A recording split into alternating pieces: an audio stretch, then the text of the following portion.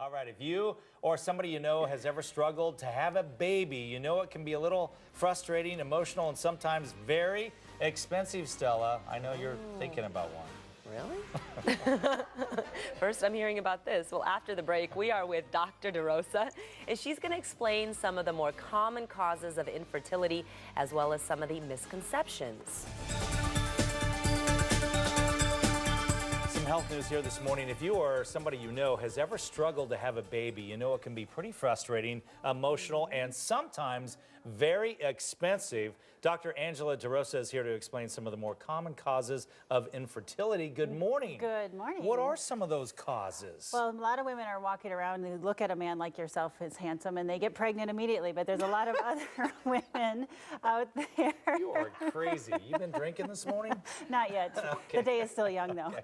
But there's a lot of other women who really struggle with getting pregnant, and when you look at the causes, about a third of the time it's female causes, meaning the woman has something going on with her. A third of the time it's the men, so we can't blame you all the time. Okay, thank you. And then a third of the time we just don't know why. Okay. But the biggest things, when you look at hormonal deficiencies and what can lead to infertility and structural problems, there are some big ones. So number one, if you have premature menopause. So in other words, the ovaries are retiring too soon. Okay. There could be thyroid issues. There could be a benign tumor in your brain that's over-secreting the hormone that makes us breastfeed called prolactin. Okay. There can be problems with estrogen, testosterone, and FSH, which actually sends the signal to the ovary to make eggs. Okay. So then you look at structural problems, which can be problems with scarring if you've had STDs in the fact.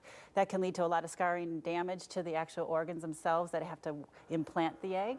And endometriosis, which is a huge problem for a lot of women, which causes a lot of the uterine lining actually to go outside of the uterus and implant and cause a lot of trouble for the pregnancy as well. Is there a problem with waiting too long? Oh, yes. So women, we have been taught that we can have everything. Right. But I've always said we can have everything, but we may not want to do it all at the same time because the body is designed to get pregnant in our 20s. When you get in your 30s and 40s, it becomes more challenging to get pregnant, and it can be a problem. So is that the only problem, is just getting pregnant as you wait later in age? Well, as we wait too long, we may not have what we call the follicular reserve or enough eggs to actually stimulate a pregnancy.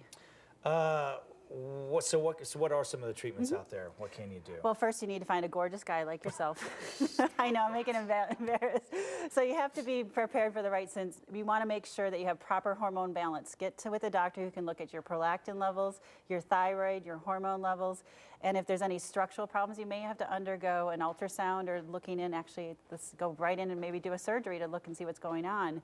But once we can rule out all structural and hormonal problems, then you may be stuck with having in vitro fertilization or intrauterine insemination or what we call the assisted reproductive technology. So things that doctors can help you with to try to get pregnant. But the biggest thing I can tell people is if they really want families, start thinking about it younger. And even there's a lot of women who are even storing their eggs these days for future use. So you want to be thinking about this early. Don't wait too long. This is more baby talk than I've had in 51 years. I might just go have one right now.